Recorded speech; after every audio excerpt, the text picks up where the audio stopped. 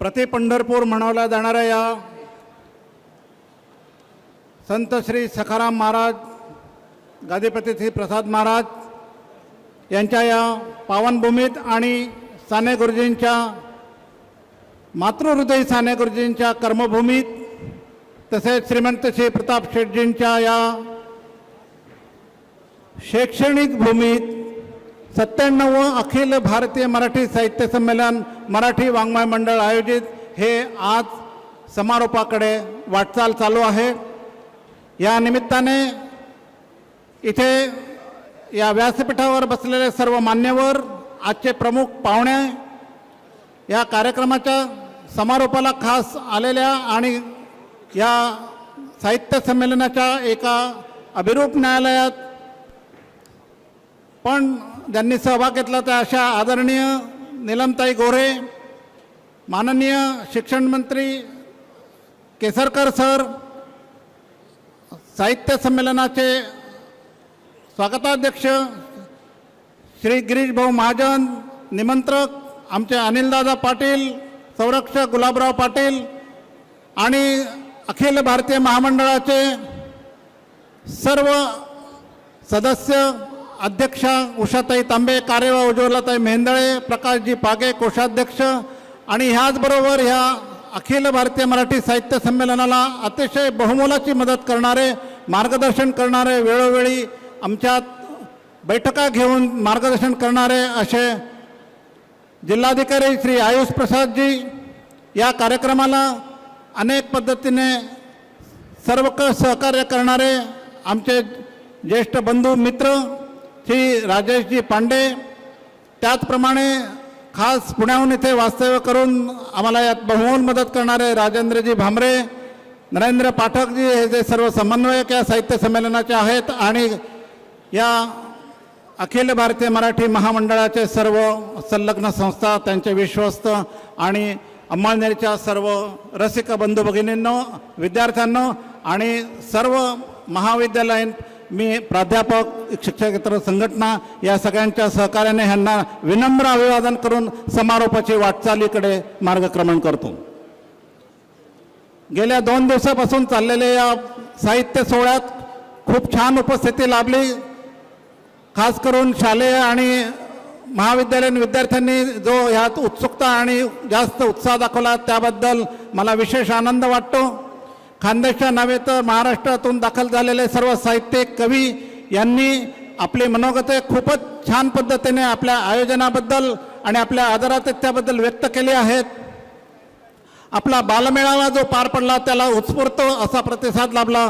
जवळजवळ 4 ते 5 हजार विद्यार्थ्यांनी यात सहभाग घेतला होता आणि विशेष करून मला सांगायला आनंद वाटतो की याचं सर्व स्वागत, त्याचं सर्व सूत्रसंचालन, भाषण वगैरे मुलांनीच केलेला तो कार्यक्रम अतिशय दर्जेदार आणि खूप प्रसिद्ध असा झाला। विद्यार्थ्यांनी त्याची खूपच म्हणजे त्यांना मजा आली आणि त्यांनी त्यात सहभाग नोंदवला, हे विशेष करून सांगावंसं वाटतं, जेणेकरून या साने गुरुजींच्या भूमीमध्ये मातृहृदय साने गुरुजी आणि बालविश्वात रमणारे साने गुरुजी यांना आम्ही न्याय देऊ शकलो असं मला वाटतं। बालसाहित्य संमेलनानंतर झालेले सर्व परिसंवाद विशेष करून मला सांगायला खूप आनंद वाटतो की प्रत्येक परिसंवादाला इतकी दिग्गज मंडळी हजर होती आणि त्यांनी आपले मनोगते इतक्या प्रभावीपणे मांडली की प्रत्येक परिसंवादाचा सगळ्या श्रोत्यांनी आणि आलेल्या रसिकजनांनी आस्वाद घेतला। त्याचबरोबर खास मला सांगायला आनंद वाटतो की कवी कट्टा, निमंत्रितांचे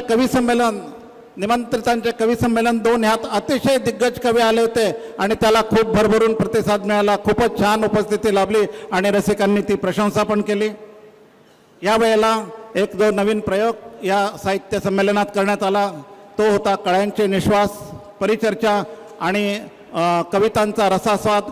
या सर्व कार्यक्रमांना अतिशय दर्जेदार त्याचं सादरीकरण झालं आणि सर्व श्रोत्यांनी त्याला भरभरून दाद दिली। अनेक वर्षांनी ज्यांना या प्रकट मुलाखतीत स्थान मिळालं होतं असे श्री बाबासाहेबजी सौदागर, पद्मश्री गिरीशजी प्रभुणे यांनी सगळे सामाजिक व्यवस्थेतला आपल्या ज्या त्रुटी किंवा आपल्या सामाजिक व्यवस्थेतल्या ज्या संकल्पना, मानवतेच्या संकल्पना अतिशय प्रभावीपणे सादर केल्या आणि आपल्या समाज मनातल्या ज्या काही छोटे छोटे प्रश्न असतील त्याचे इतके उकल छान करून सांगितले। खास करून आपले शेतकरी विश्वात रमणाने बारीपाड्याचे चैत्रामजी पवार यांची मुलाखत खूपच प्रभावी झाली. तसेच गिरीश प्रभुणे सरांनी खूप छान मार्गदर्शन केलं. आपल्या या संपूर्ण साहित्य सोहळ्यात 2 दिवस चालणारा कविकट्टा तसेच गझलकट्टा हा खूप गाजला. या सगळ्यांवर कळस म्हणजे यावर्षी आपण प्रथमच सादर करीत असलेला एक प्रयोग जे आपण केले त्यामध्ये तृतीयपंथीयांचा जो साहित्य विश्वातील एक योगदान हा जो परिसंवाद होता अतिशय गाजला. खूपच सगळ्यांना तो भावला. त्यांचे सामाजिक प्रश्न जगा आणि जगू द्या आम्ही आपल्यातलेच आहोत यापैकी काही जणांनी प्रश्न विचारून निरसन करून घेतलं. हा सामाजिक न्याय देणारा एक परिसंवाद खूपच गाजला. खूपच छान रीतीने त्याचं सादरीकरण झालं. आजच खास या साहित्य संमेलनासाठी नीलमताई गोरे आल्या होत्या. आपण अभिरूप न्यायालय सादर केलं. अभिरूप न्यायालयाच्या ज्या न्यायमूर्ती होत्या मृदुलाताई भाटकर, त्याचप्रमाणे अभियोक्ता श्री आपले अत्रे सुशीलजी अत्रे आणि बाकीचे त्यात सहभागी जे साहित्यिक होते त्यांनी अतिशय समर्पक उत्तरं देऊन प्रश्नांना असं सादर केलं की मराठी ही ज्ञानभाषा झाली पाहिजे आणि ज्ञानभाषेसाठी आपली सर्व क्षेत्र ज्ञानभाषेत रूपांतरित होण्यासाठी सज्ज आहेत. फक्त अवकाश आहे तो आपल्या सर्व साहित्यिकांचा आणि समाजमनाचा की आपण त्याला प्रमाणित केलं पाहिजे, ॲक्सेप्ट केलं पाहिजे. अतिशय रंगलेल्या ह्या 97व्या अखिल भारतीय साहित्य संमेलनात आम्ही आयोजक मंडळी यात मराठी वाङ्मय मंडळ असेल, खाद्यशातल्या सर्व साहित्यिक शैक्षणिक संस्था असतील.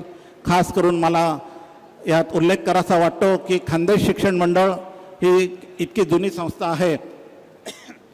खानदेश शिक्षण मंडळ अमळनेर यांचे कार्याध्यक्ष माननीय डॉक्टर अनिल शिंदे, अध्यक्ष जितेंद्र धाबक, योगेश मुंदडे, नीरज अग्रवाल, हरिबिका वाणी या सगळ्यांनी आम्हाला तोलामोलाची मदत केली आणि प्रत्येक वेळेला बैठकीत उपस्थित राहून योग्य सहकार्याची भूमिका घेणारे आमचे प्रिन्सिपल श्री अरुणजी कोचर यांनी आम्हाला खूप वेळोवेळी मदत केली.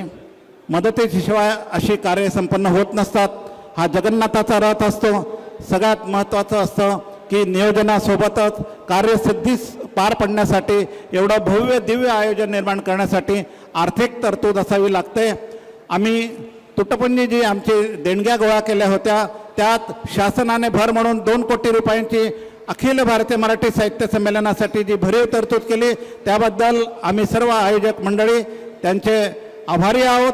त्याचप्रमाणे अनेक आमदारांनी आम्हाला आमदार निधीतून खूप मदत केली आणि त्या मदतीतून हे सर्व आपलं साहित्य संमेलन पार पडत आहे.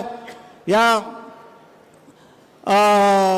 संमेलनासाठी अनेक आमदारांनी जवळपासच्या त्यात सक्रिय सहभाग घेतला. यात मी खास करून नमूद करेल की आमच्या खानदेशातली सर्वच मंडळी सहभागी झाली होती. अंतर्गत आणि बहिर्गत कामं जे बांधकामाचे आहेत, सुशोभीकरण आहेत, यात सार्वजनिक बांधकाम खातं येतं, आमचं महावितरण येतं. यांनी अतिशय जलद गतीने सर्व कार्यसिद्धीच पार पाडलीत. त्याचप्रमाणे अंतर्गत शाळेमध्ये या कॉलेजमध्ये जे डेव्हलपमेंट झाले आपण बघता आहात. सुशोभीकरण झालं, नवीन रस्ते झाले, काही सॅनिटेशनच्या सुविधा झाल्या. मी खास नमूद करू इच्छितो की राज्यसभेचे खासदार श्री व्ही मुरलीधरन यांनी तातडीने निधी उपलब्ध करून दिला. रक्षाताई खडसे यांनी उपलब्ध करून दिला निधी. उन्मेशदादा पाटील यांनी उपलब्ध करून दिला. सर्व आजी माजी आमदारांनी यात मोलाचं सहकार्य केलं. प्रत्येक वेळेला मोलाचं मार्गदर्शन करणारे आमचे स्वागताध्यक्ष गिरीश भाऊ पाटील, निमंत्रक श्री अनिलदादा पाटील, गुलाबरावजी पाटील यांना वेळोवेळी बैठका घेऊन आम्हाला मोलाचे मार्गदर्शन केलं आणि प्रत्येक गोष्टीत सांगितलं की काहीही आपल्याला मदत लागली तर आम्हाला अर्ध्या रात्री फोन करा, आम्ही आम्हाला मदत करायला सज्ज असू. खरोखरच गौरवास्पद गोष्ट आहे. प्रति पंढरपूरमध्ये नव्हे तर प्रति पंढरपूरच आणि शैक्षणिक पण पंढरपूर म्हणावल्या जाणाऱ्या ह्याच महाविद्यालयाच्या क्रीडांगणावर 72 वर्षापूर्वी पार पडलेला अखिल भारतीय मराठी साहित्य संमेलनाचा सोहळा दुसऱ्यांदा ह्याच महाविद्यालयाच्या क्रीडांगणावर पार पडतोय याचा मला खूप आनंद आहे आणि भावनांचा आवेग ही मला आपण सर्वांनी एकदा जोरदार टाळ्या वाजवून या आपल्या उपक्रमाचं कौतुक करायचं आहे. सरतेशेवटी मी एकच म्हणेन की विद्येचं माहेरघर असणाऱ्या ह्या अंमळनेरला असंच शैक्षणिक, सार्वजनिक, आरोग्य लाभो, सर्व शेतकरी बंधू, सर्व ग्रामीण भागातील जनता, मुलं आणि सर्व आनंदात राहोत. आणि ह्या साहित्य सोहळ्याचा सारस्वतांचा सोहळा जो समारोपाकडे जातो आहे त्यामध्ये सर्व ज्ञात अज्ञात व्यक्तींचा आभार मानून मी माझे मनोगताचे 2 शब्द संपवतो. आणि असेच सर्व आपण अशा सार्वजनिक कार्यात, शैक्षणिक कार्यात आमच्या सर्वांच्या पाठीशी उभे राहाल असा विश्वास व्यक्त करून मी माझे 2 शब्द संपवतो. धन्यवाद. जय हिंद, जय महाराष्ट्र. एबीपी माझा, उघडा डोळे बघा नीट.